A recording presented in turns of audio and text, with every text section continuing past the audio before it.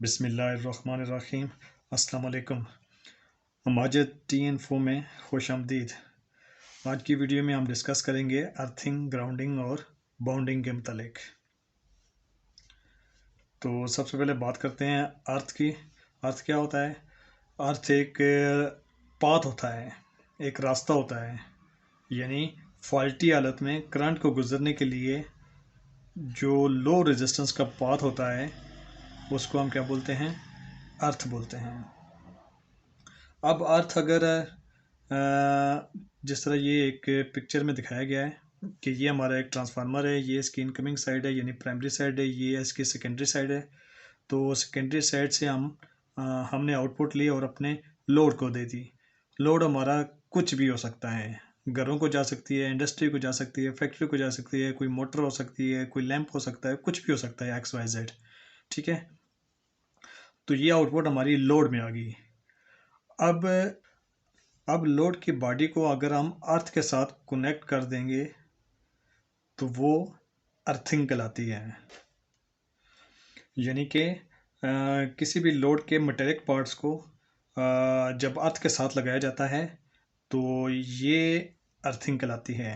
और इसके बरक्स जब हम लाइव पार्ट्स को या लाइव हिस्से को अर्थ के साथ कनेक्ट करते हैं तो उसे ग्राउंडिंग कहते हैं।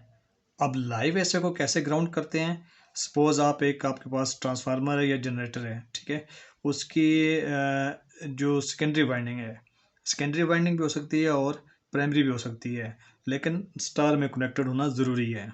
देखिए, जैसे ये डेल्टा में कनेक्टेड है और ये स्टार में कनेक्टेड है। डेल्टा में तो कोई कॉमन पॉइंट नहीं होता, स्टार पॉइंट नहीं होता, इसलिए हम स्टार पॉइंट से एक कॉमन पॉइंट निकालते हैं और उसको अर्थ के साथ जोड़ देते हैं। क्योंकि लोड L1 से होकर ग्राउंड की तरफ या न्यूट्रल की तरफ रास्ता मुकम्मल करता है, या फिर L3 के ज़रिए न्यूट्रल में अपना रास्ता मुकम्मल करता है, या फिर L2 के ज़रिए न्यूट्रल में रास्ता मुकम्मल करता है उस वक्त जब लोड बैलेंस ना हो।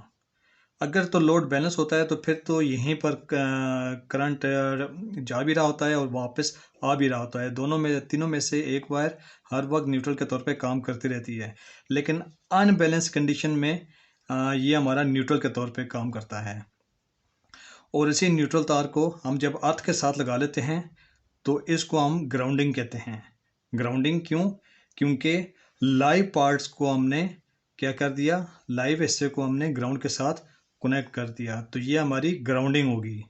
और ये वाला लाइव पार्ट नहीं था, ये सिर्फ हमने अपने लोड की जो मेटेलिक बॉडी है उसको अर्थ के साथ लगा दिया, तो ये अर्थिंग कहलाई और ये ग्राउंडिंग कहलाई। इसी तरह एक तीसरी चीज़ होती है बॉन्डिंग, यानी अर्थिंग, ग्राउंडिंग, और तीसरी चीज़ होती है बॉन्डिंग, ये जिसको हम क्या बोलते हैं? Equipotential bonding. अब इक्विपोटेंशियल बॉन्डिंग क्या होती है?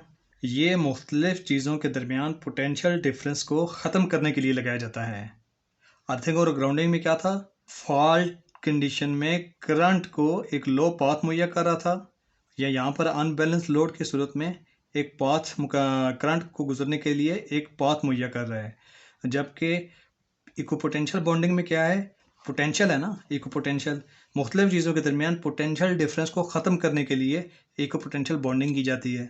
अब इसमें बॉन्डिंग का मतलब होता है बांधना, यानी तमाम चीज़ों को इकट्ठा करके, चाहे वो इलेक्ट्रिकल हैं या इलेक्ट्रिकल नहीं हैं, उनको इकट्ठा किसी इलेक्ट्रिकल तार के ज़रिए बांध दिया जाता है, मतलब कनेक्ट कर लिया जाता है, और उनको आखिर में जाकर अर्थिंग के साथ जोड़ दिया जाता है। ये ज़्यादातर इंडस्ट्री में ज़्यादा इस्तेमाल होता है। मसलन माया या फ्लूइड कैरिंग पाइप होते हैं, उनको बाउंड कर दिया जाता है, या फिर मैकेनिकल इक्विपमेंट वगैरह होते हैं जो कि स्टैटिक चार्जेस पैदा करते हैं, उनको भी अर्थ के साथ बांध दिया जाता है। हालांकि वहाँ पर कोई इलेक्ट्रिकल सप्लाई नहीं होती, लेकिन वो जो स्टैटिक चार्जेस पैदा होते हैं उनको ग्राउंड करने के लिए बॉन्डिंग की जाती है। मिसाल के तौर पर जब कम कंडक्टिविटी वाला कोई लिक्विड यानी ऑयल या फ्यूल वगैरह पाइप्स में से गुजरता है, या फिर टैंकर्स की जब फिलिंग या अनफिलिंग होती है, तो वहाँ पर स्टैटिक चार्जेस पैदा हो जाते हैं जो कि किसी भी हादसे का सबब बन सकते हैं। इसी तरह दो या दो से ज़्यादा बॉडीज़ जब आपस में मिलती हैं, दो या दो से ज़्यादा बॉडीज़ जब आपस में मिलती हैं या फिर सेपरेट होती हैं, तो उनसे भी चार्जेस पैदा हो जाते हैं।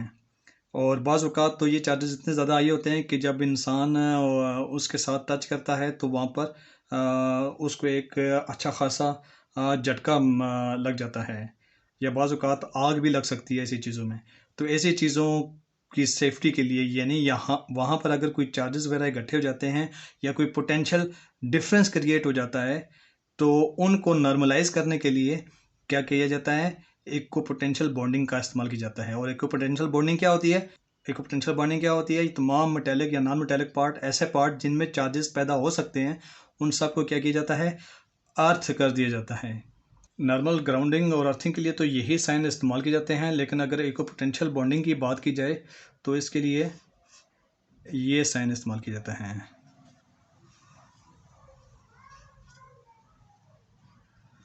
तो यहाँ पर आज की वीडियो का इख्तिताम होता है। नेक्स्ट वीडियो में इंशाल्लाह हम लोग स्टडी करेंगे कि अर्थिंग के जो मुख्तलिफ सिंबल्स इस्तेमाल होते हैं, वो कहाँ पर इस्तेमाल होते हैं और कैसे आइडेंटिफाई किया जाता है कि इस सिंबल का क्या मतलब है। तो उस वक्त तक के लिए अल्लाह हाफ़िज़।